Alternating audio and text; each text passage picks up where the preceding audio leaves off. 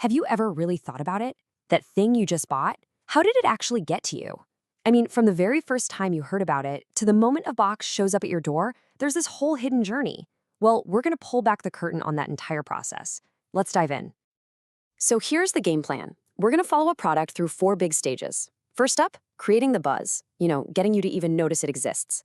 Then, closing the deal, turning your interest into a sale. After that, the wild ride of actually getting the product to you. And finally, we'll look at how companies figure out if any of this is actually working. All right, let's start at square one. You can have the best product in the world, but if nobody knows about it, does it even exist? Not really. This is the first huge problem every company has to solve, the awareness problem. How do they cut through all the noise and get on your radar? And the answer to that problem is this one big idea: promotion. And listen, this is way more than just running a few ads. It's literally everything a company does to shout about how great their product is and, gently persuade you that you need it in your life. It's the engine that gets this whole train moving. So, how do they do it? Well, they don't just pick one thing and hope for the best. They have a whole toolbox, and it's called the promotion mix. As you can see, there are 4 main tools in here: advertising, sales promotions, personal selling, and public relations. Now, the real magic happens when they use these together in what's called an integrated marketing communication strategy. Think about a big new phone launch, right? You get the slick TV ads, the Instagram contests, the helpful person at the store showing you how it works, and a bunch of reviews on tech websites. It's all part of one big, coordinated push to send a single, clear message. Let's zoom in a little on advertising, because it's the one we all see every day. And honestly, it's a game of trade-offs. TV is amazing for telling a story with sight and sound, but man, is it expensive. The internet, on the other hand, is where all the growth is. You can target people with scary precision. Then you have things like radio or billboards. They're cheaper for sure, but it can feel a bit like shouting into the wind and just hoping the right person happens to be listening. But creating buzz isn't all about flashy ads. Sometimes companies need to give you a more direct nudge, and that's where sales promotions come in. We all know these. Coupons, contests, those loyalty cards that fill up your wallet. They're all designed for one specific reason: to get you to buy, and to buy now. It's the little push that turns, maybe later, into, okay, I'm getting it. Okay, so they've got your attention, you know the product exists, and you're maybe even a little interested. That's great, but it doesn't pay the bills. Now they face the real challenge, the conversion problem. How do they turn that flicker of interest into an actual completed sale? Let's see how they close the deal. The whole idea of what selling even means has totally changed. It used to be all about the transaction: make the sale, get the money, and on to the next one. But today, that's a recipe for failure.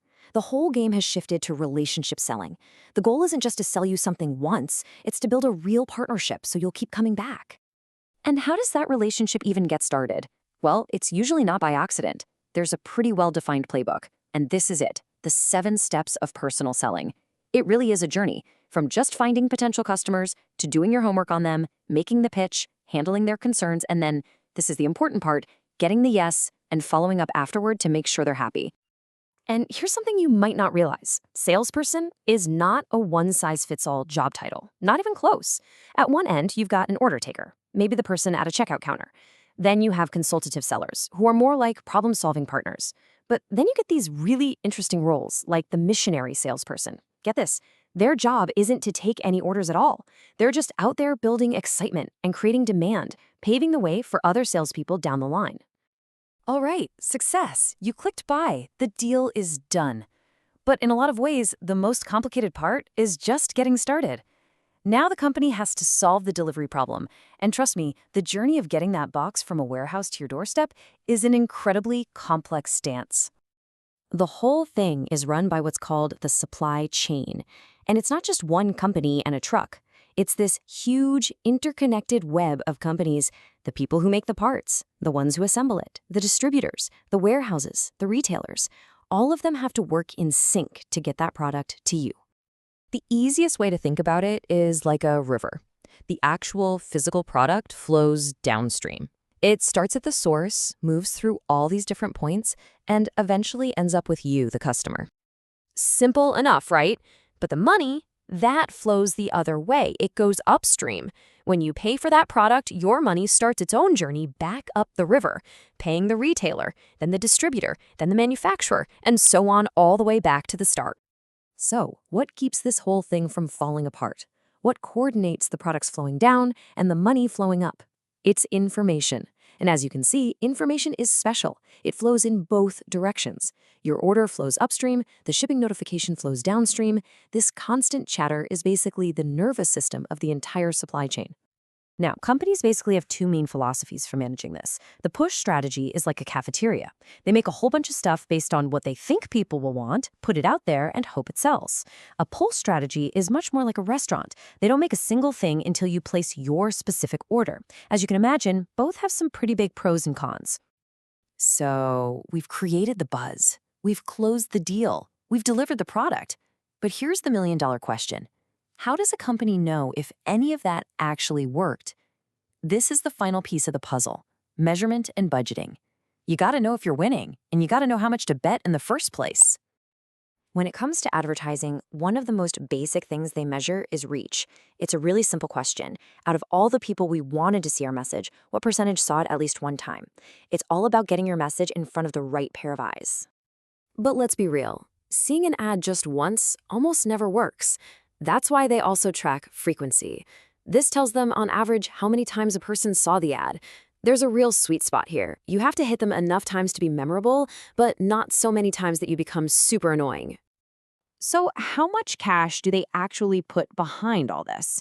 Well, this chart shows the three most common ways they figure that out.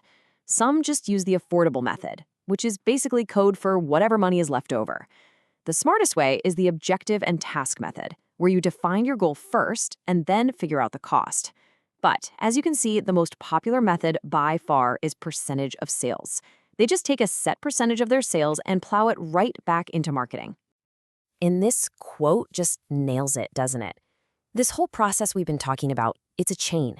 And a chain is only as strong as its weakest link. You could have the most clever ads in history, but if your delivery system is a mess, you'll fail. You could have an incredible product, but if your salespeople can't close, it's just going to sit on a shelf. Every single one of these steps is absolutely critical. So the next time you get a package, take a second to think about this invisible, insanely complicated journey it took, from the first spark of buzz to the final thud of the box on your doorstep. It kind of makes you wonder, right? Of all those moving parts, which one do you think is the hardest to actually get right?